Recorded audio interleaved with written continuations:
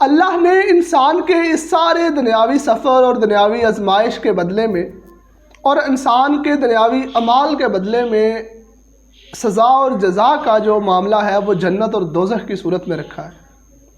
ایک طرف جنت ہے، ایک طرف جہنم ہے، ایک طرف وہ اعمال ہے جو جنت میں لے کے جائیں گے، دوسری طرف وہ ہے جو جہنم میں لے کے جائیں گے۔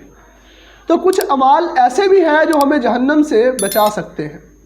قرآن و احادیث کی روشنی میں آج ہم جانتے ہیں کہ وہ کون سے اعمال ہیں جو ہمیں جہنم سے بچا کے جنت کی طرف لے کے جا سکتے ہیں اور اپنے رب کی پناہ میں اور رحمت میں رکھ سکتے ہیں۔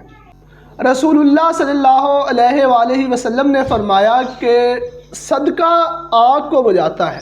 صدقہ و خیرات کرنا ایک وہ عمل ہے جو ہمیں جہنم کی آگ سے بچا سکتا ہے۔ تو آپ اشور کریں کہ صدقہ دیں گے اور اپنی کمائی میں سے، حلال کمائی میں سے خیرات کریں گے جو کہ ہمیں جہنم سے بچا کے جنت کی طرف جانے کا رستہ ہموار کرے گی۔ دوسرا جو بڑا عمل ہے ہمیں جہنم سے بچا سکتا ہے وہ ہے زبان کی حفاظت۔ آج کے دور میں کہا جائے تو سب سے زیادہ گناہ آنکھ اور زبان سے ہوتے ہیں، کیونکہ یہ وہ دو چیزیں ہیں جن کو ہم بغیر سوچے سمجھے استعمال کرتے ہیں۔ رسول اللہ صلی اللہ علیہ وآلہ وسلم کا فرمان ہے کہ تم مجھے دو چیزوں کی حفاظت کی ضمانت دے دو، اپنی زبان اور شرمگاہ، تو میں تمہیں جنت کی بشارت دیتا ہوں۔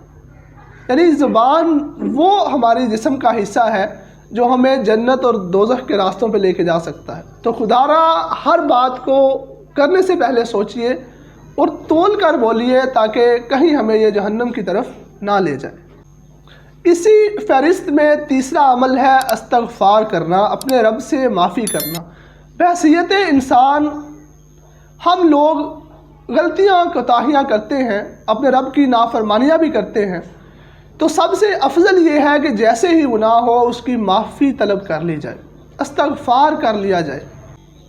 استغفار انسان کے دل کو نرم کرتا ہے، اللہ کے قرب کے حاصل کی وجہ بنتا ہے اور ہمارے گناہوں کی معافی کا باعث بن کر جنت کا راستہ ہموار کرتا ہے۔ چوتھا اور آخری عمل آج کی ویڈیو میں بتانے والا ہوں، یہ وہ عمل ہے جو اللہ کا بھی پسندیدہ عمل ہے، یہ ہے والدین کی خدمت۔ والدین کی خدمت پر اسلام نے بہت زور دیا ہے اور یہ وہ ہستی ہیں، والدین وہ ہستی ہے جو اپنی ساری زندگی اپنی اولاد کے لیے قربان کر دیتے ہیں، اور یہ وہ واحد ہستی ہے جس کے لیے دعا کرنے کے لیے بھی رب نے اپنے بندے کو خود سکھایا کہ دعا کیسے کرنی ہے۔ رب ارحمہما کما ربیانی صغیرا، اللہ نے یہ فرمایا کہ ایسے دعا کرو اپنے والدین کے لیے۔ کیسے کرو؟